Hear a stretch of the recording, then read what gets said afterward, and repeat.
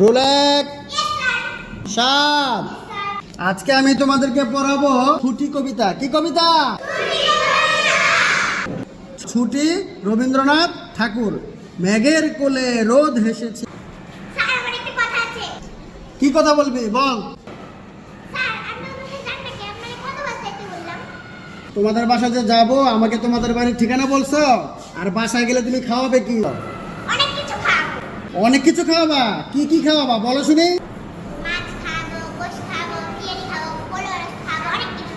তাহলে তো তোমাদের বাসায় যাওয়াই যায়, তাই না?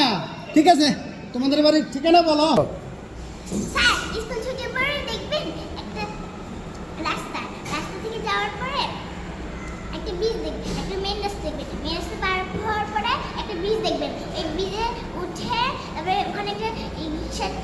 আর সাবধানে যাবেন, নাহলে কিন্তু অ্যাক্সিডেন্ট হয়ে যাবে।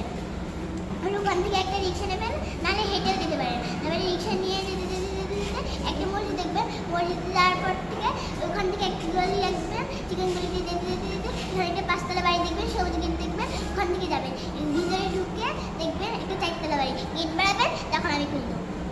তুমি আমার যেই ঠিকানা বলছো, পোলাও রোস্ট অনেক মজা হয়েছে। ধন্যবাদ তোমারে।